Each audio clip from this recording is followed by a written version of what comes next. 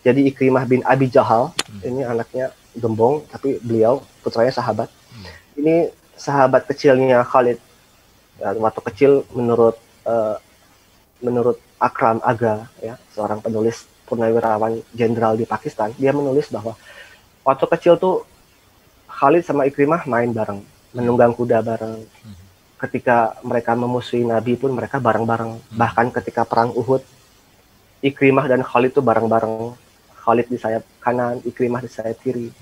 Bahkan ketika Khalid memeluk Islam, Ikrimah pun ikut. Sampai keduanya sekarang menjadi pembela-pembela agama Allah, menjadi sahabat. Dan Ikrimah wafat di pangkuan Khalid, di tendanya Khalid. Khalid mengusap keringat di dahi sakaratul maut. Nah, akhirnya Khalid sedih sekali. Ya, ini kedua putra Bani Makhzum radhiyallahu anhuma. Nah, hari kelima sunyi sebelum badai. Nah, kalau sunyi ngapain ya? Yang sakit diobatin, yang wafat dikubur. Dan hari keenam inilah pamungkas Khalid dan pasukan kudanya, hari keenam ya, melakukan manuver yang sampai hari ini itu dipelajari oleh akademi militer di barat. Ya. Salah satunya, dua diantaranya adalah di West Point di US dan juga di Sandhurst di UK. Ini dipelajari. Apa yang dipelajari? Jadi kita sudah simak tadi kavaleri Romawi itu menggunakan baju besi, pelindung. Alhasil manuvernya jadi berat. Sedangkan kaum muslimin itu untanya kurus-kurus, tidak punya baju besi karena mahal. Kudanya pun juga seadanya. Tapi justru terbukti efektif. Dia bermanuver dengan ringan. Hari ke-6, Khalid melihat celah. Dia langsung muter ke sayap kanan. Kemudian menghabisi sayap kirinya Romawi. Hingga nanti terpojok. Fahan turun tangan langsung. Dengan kavaleri beratnya. Tapi nggak bisa mengimbangi. Karena lincah sekali ini onta-onta dan kuda-kudanya Khalid yang tanpa baju besi. Faktor lainnya adalah kuda itu nggak suka bau onta. Jadi kalau kuda itu dekat sama onta, dia akan gelisah. Nah, ini yang terjadi diantaranya kocar-kacirnya sayap kiri Romawi hingga akhirnya semua pasukan Romawi terpojok. Ada yang mencoba menyeberangi sungai namanya Wadi Ar-Ruqad, tapi udah dijaga. Kalau antum lihat sebelah kiri itu ada kotak biru, itu kaum muslimin, ya, kaum muslimin yang merah Romawi. Itu ada itu Diyar ya, Diyar sudah menjaga di situ atas perintah Khalid. Jadi itu satu-satunya jalan keluar, tapi sudah diblok. Akhirnya ada yang nyebrang ke sungai, tapi dilemparin batu, ada yang tenggelam. Tapi sebagian besarnya terpojok ke tebing. Nah, akhirnya berperang, tapi sudah gentar. Nah, dari 100 sampai 120 ribu pasukan Romawi, 45 sampai 54 ribu tewas. Setengahnya jatuh ke tebing. Ya. Sedangkan kaum muslimin hanya 10 ribu, hanya ya, mudah-mudahan ini syahid insya Allah. 10 ribu gugur syahid. Ya. Itu dia, akhirnya Fahan kabur, selesailah menjelang maghrib, tidak ada suara apa-apa kecuali kumandang azan muadzin di kalangan pasukan kaum muslimin. Nah, itulah bagaimana pendapat sejarawan atau orang Nasrani sendiri di zaman yang nggak jauh dari zaman Yarmuk itu tentang kekalahan ini. Saya mengumpulkan dari berbagai sumber. Pertama, John of Nikiu, dia mengatakan, ya abad 7 Masehi, nggak jauh dari Yarmuk. Dia bilang ini adalah akibat dosa perselisihan gereja. Maksudnya saat itu Bizantium atau Romawi Timur itu dilanda oleh krisis gereja. Jadi agama Nasrani yang tadinya agama Tauhid menjadi penyembahan 2 Tuhan, 3 Tuhan.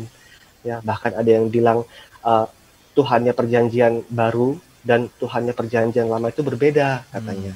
Tuhannya perjanjian lama itu baik, Tuhannya perjanjian baru itu baik, penuh kasih, tapi kalau Tuhannya perjanjian lama tegas dan kejam gitu. Perjanjian lama Taurat, perjanjian baru Injil. Sampai segitunya. Dan juga perselisihan tentang denominasi. Ini ada rangkaian konsili, bayangkan 400 tahun setelah diangkatnya Rasulullah Isa alaihissalam, Nasrani belum pernah bersepakat dalam satu akidah. Mereka berselisih terus, tidak pernah ada sepakat satu akidah. Makanya ada rangkaian konsili. Mereka voting sebenarnya, voting. Oke, pertama kita, Yesus memiliki dua sifat misalnya, insani dan ilahiyah. Kemudian next apa? Bunda Maria itu juga suci, bahkan diangkat sampai ke tahap rububiyah, dan seterusnya. Ini perselisihan yang dimaksud. Dan juga kitab Injil itu sudah mengalami perubahan. Para ulama mengatakan ada dua perubahannya. Ada tasrif bil makna, yaitu takwilnya diputar-putar menurut keinginan sekelompok oknum pemuka agama ahli kitab, dan juga tasrif bin nas, yaitu letak-letak hurufnya dirubah-rubah. Baik. Kemudian ada Mikhail el-Suryani atau Michael the Syrian. Nah, dia mengatakan, ini abad 7 juga, nggak jauh, umat Nasrani kalah karena bermewah-mewah dan berselisih. Ya. Jadi memang kayaknya perselisihan itu sudah sunatullah. Kaum Yahudi, kaum Nasrani, Islam itu ada 70 sekian golongan. Tapi bedanya, kaum Nasrani itu berselisih dalam hal yang fundamental, akidah. Nah, kalau umat Islam, ya fikih lah, suatu yang ijtihadiyah tentang hal-hal yang tidak esensial, yang tidak fundamental maksudnya. Baik, kemudian ada lagi John Bar Penkaye. Bar ini adalah bin dalam bahasa Ibrani. Dia bilang ini murka Tuhan. Kemudian ada Fredegarius, tahun abad 7 Masehi juga. Dia bilang dosa Heraklius menikahi Martina, sepupunya. Jadi ya, ini ad hominem ya, argumen yang menyasar seorang person ketimbang argumennya sendiri. Nah ini maksudnya menikahi sepupu itu bagi mereka adalah dosa. Kemudian ada Sebeos, dia orang Armenia. Dia mengatakan kekalahan ini sudah ada di nubuat Nabi Daniel alaihissalam. Heraklius, lanjut Sebeos, harusnya menerima tawaran kaum muslimin ketimbang melawan, maksudnya jizyah gitu ya. Nah, bagaimana dengan Barat? Nah, Barat menarik juga. Barat mengatakan ini adalah inkompetensi fahan. Nah, ini kita terima sebagai argumen, tetapi bukan tanpa anotasi dan kritik. Sebab begini, Heraklius itu kan bukan kaisar dan jenderal yang ecek-ecek gitu, dan dia belum pernah kalah kalau perang. Kalau Fahan itu inkompeten, dan itu secara tidak langsung menggugat otoritas Heraklius dalam memilih pemimpin perang sesuai otoritasnya. Nah, itu sih sebenarnya. Itu kritik. Yang kedua, Theophanes, ini harusnya di abad 8 dan 9 Masehi. Dia mengatakan badai pasir. Jadi hari ke-6 itu ada badai pasir, dan itulah yang membuat Romawi kalah. Nah, sampai hari ini, teori badai pasir ini paling sering digunakan oleh orientalis. Coba cek Wikipedia, coba cek Britannica Encyclopedia. Nah, ini ternyata sama orientalis barat sendiri disanggah. Dia bilang begini, Walter E. Kaidy, teori badai pasir adalah upaya untuk menalar kekalahan Romawi yang tidak bisa dinalar. Gitu. Ya, badai pasir. Nah, sebab ini sesuatu yang tidak kalau badai pasir tentunya kaum muslimin juga terganggu. Menerima, betul. Dan cuaca pada hari itu sebagian sejarawan barat mengatakan cerah. Nah, ada lagi yang mengatakan Romawi kalah karena sudah lelah berperang melawan Persia selama 26 tahun. Tetapi perang ini kan dimenangkan oleh Romawi.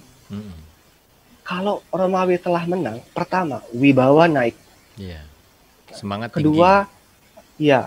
Kemudian kota-kota kembali ke pangkuan Romawi. Artinya pajak lancar.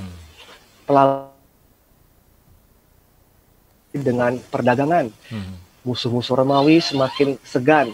Dan itu pun 5 tahun ada masa jeda. Nah, ini kalaupun ya teori ini dipakai bahwa sudah lelah, bukan Romawi yang lelah, kaum muslimin yang lelah. Bayangkan, kaum muslim Persia dan Romawi dengan peralatan seadanya, baru pulih dari perang Riddah. Perang Riddah itu melawan orang-orang yang tidak membayar zakat. Sebelum Yarmuk juga ada perang Mut'ah, Betul. ada perang Ajnadain. Jadi sebenarnya kalau dikatakan lelah, ya kaum muslimin ini harusnya yang Lebih underdog. lelah. Betul. Nah, baik.